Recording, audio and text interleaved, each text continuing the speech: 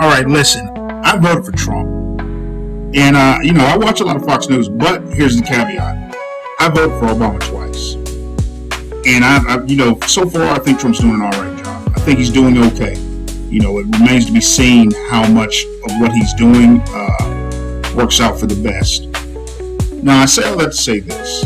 I was watching Fox News the other day because I watch a lot of Fox News. I watch all news because I'm not partisan. I am not partisan. I can vote Democrat or Republican for whatever that means to you. So I was watching Fox News the other day, and they were talking about Trump's approval numbers. They were just gloating about his numbers. I said to myself, you know what? In the midst of these cuts, I'm not so sure, right? Because I personally expect for it to be a significant economic downturn. So I'm not, the jury's still out on how Trump's going to do, and how some of the major moves he's making, how they play out over the years. So I got to asking myself, I said, you know what? What if Trump has a major whiff? What if it's a major whiff? What if in 2 years all these things were the wrong move, right? Could Trump's approval rating drop to levels unseen in modern history, right?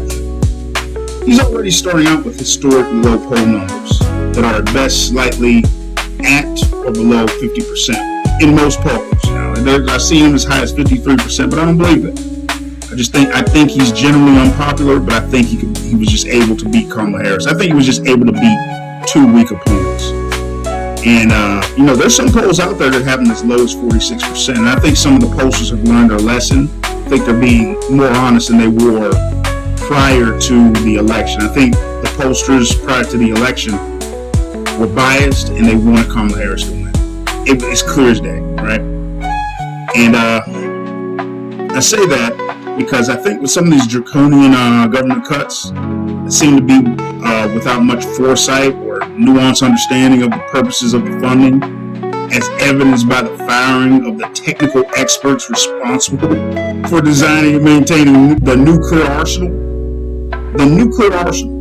They fired people responsible for maintaining this nation's safety in the most fundamental way.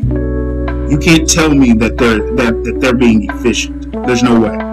There's no way you do that and you know what you're doing. I don't believe it. All right, just moving on. Just I digress because I'm going to do a video on that. And although I'm a big fan of getting illegal immigration under control, because that's partly the reason I voted for it. The other reason was for law and order. I'm a big fan of getting this stuff under control because I do believe that crime is out of hand, and I don't believe it's accurately reported. But I gotta say this: the marriage between Elon Musk and the government cuts without the approval of Congress, or direct government oversight by people more knowledgeable about how the government actually works, that concerns me. That does concern me. All right, so what are you getting at, Just? Is it possible that with a new era of government austerity mixed with an economic downturn, Trump could possibly end up with the lowest approval numbers in presidential history? Stay with me. The thing is, if it does, about half, the way it stands, about half of it would be probably be beyond his control, right? But between ham-handed tariffs and government austerity that borders on recklessness, as witnessed by the clumsy firing of the nuclear arsenal experts, that silliness, there could be a significant and overdue recession that gets exacerbated by the removal of government economic stimulation by way of cuts. A lot of that economic stimulation stimulated the economy in ways we don't understand. What I mean, when they were funding Ukraine, a lot of that money was going back into the economy. A lot of that money, those billions and billions of dollars, they weren't going overseas. They were going to military contractors and military companies like Boeing, Dynacore, Lockheed Martin. The companies that make that material and those tanks and all those airplanes, that's where that money was going. It was coming back to the United States economy. So what put off the recession that we're probably going to experience was that funding. And I'm not so sure that the Trump administration completely understands that. Now, maybe they do. Maybe I'm wrong. But I doubt it. With that firing of the people who maintain the nuclear arsenal, I'm not sold on how much they understand. I'm just not, because that right there was silliness, complete silliness. And like I said, when you remove that government stimulation, I don't know what that looks like, given the economic reality right now with inflation. I don't know what that looks like, And what I'm saying is, it's entirely possible that his numbers finish below 30%, because they were in the mid-30s when there was something that was beyond his control when he lost in 2020. They were in the mid-30s, 34%, 35%. It's not beyond the realm of possibility that he could be at 28, 27% by the time everything's said and done. And I'll tell you why. The reason being, if you look at some of the things Elon Musk wants to cut, because if you pay attention, one of the things he was talking about the most was Medicare and Medicaid. A significant portion of Trump's rock solid base is on Medicare and Medicaid because they're senior citizens. So a lot of senior citizens, 50% of senior citizens voted for Trump. And I guarantee that's like that base that's unshakable. When you go to this crowd, them people are old. I guarantee a lot of them are retirees and everything. So when I say that his numbers could dip to that level, he could lose some of the support of those people if he let Elon Musk get in there and just start going in there with a hatchet instead of a scalpel.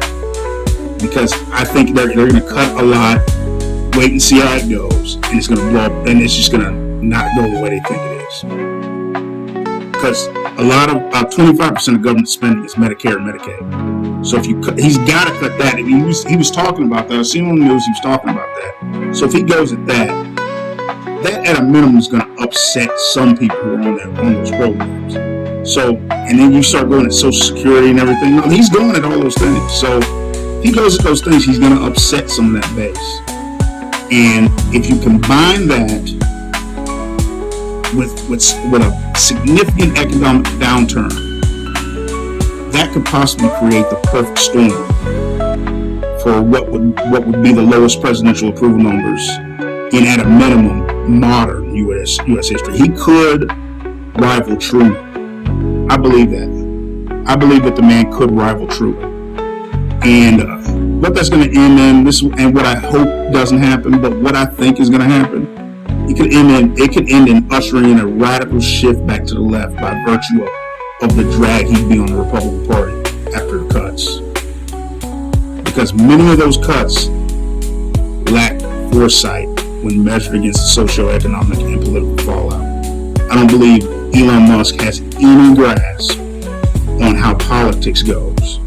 He may be good at building cars and all this stuff, but you can be a complete moron on other things. And like I said, when they fired nuclear experts, that's a red flag. And when it comes to competency, they cannot be seen as competent after that. So like I said, I believe that if that continues, things like that continue, and that's foreshadowing anything that's going down the road if that's foreshadowing anything going down the road that could possibly occur from some of these cuts, I'm not so sure that we may not be looking at the most reviled president in modern United States history. Okay, thanks for listening. Like, share, and subscribe.